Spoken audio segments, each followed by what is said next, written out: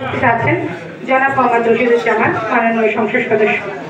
বিশেষ অতিথি হিসেবে উপস্থিত আছেন সম্মানিত উপজেলা পরিষদ চেয়ারম্যান, প্রধান বৈজ্ঞানিক কর্মকর্তা মহোদয়, সিনিয়র মৎস্য কর্মকর্তা, উপজেলা ভাইস চেয়ারম্যান দ্বয়, অফিসার ইনচার্জ পাইনগাছা, সম্মানিত ইউনিয়ন পরিষদ চেয়ারম্যান বৃন্দ, বিভিন্ন দপ্তর থেকে আগত কর্মকর্তা বৃন্দ, প্রাণপ্রিয় মৎস্যজীবী ভাই ও বোনেরা, প্রিন্ট এবং ইলেকট্রিক মিডিয়ার সদস্যবৃন্দ, সকলকে জানাচ্ছে আমার অন্তরের থেকে সালাম এবং শুভেচ্ছা।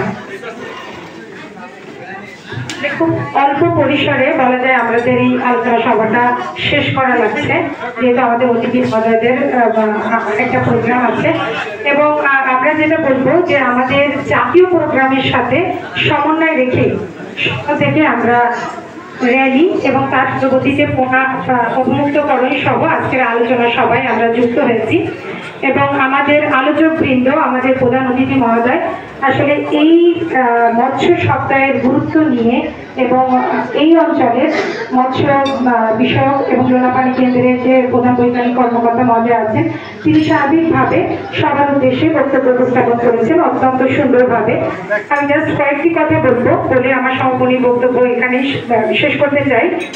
মৎস্য এবং মৎস্যজাত সম্পদের সাথে সাথে আমাদের কিন্তু শুধুমাত্র আমরা যে মৎস্যটা আমরা পুষ্টির জন্য খাচ্ছি এটা কিন্তু শুধু না, এর সাথে কিন্তু আমাদের জলজ সম্পদটাও কিন্তু আমাদেরকে বিবেচনায় রাখতে হবে। এখন শুধুমাত্র যে মাছগুলো, সেটা লোনা পানির হোক মিঠা পানির হোক, যেগুলো চাষ করছি আমরা, সেগুলো কিন্তু আমাদের স্থানীয় চাহিদাটা মিট আপ করছে।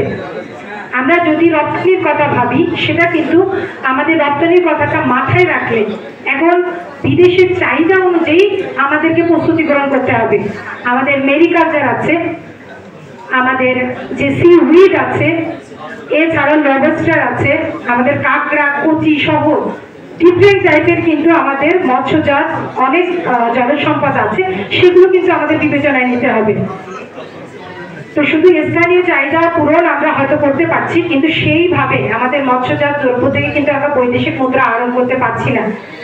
আর আমাদের দেশীয় যে প্রজাতি, সেগুলো কিন্তু এখন বিলুপ্তির পথে। তো সেগুলো যে বিলুপ্তির পথে, বিশেষ করে আমাদের খাল, বিল, নদী, নালা সবই কিন্তু আমরা ধ্বংস করে ফেলেছি। তো এগুলো পুনরুদ্ধারে আমাদের কাজ করতে হবে এবং একই সাথে আমাদের যান্ত্রিকীকরণের মাধ্যমে আমাদের যে মৎস্য সম্পদের উৎপাদন বাড়াতে হবে, বিকল্প কিছুই নেই। আমি আর বিশেষ কিছুই বলতে চাই না।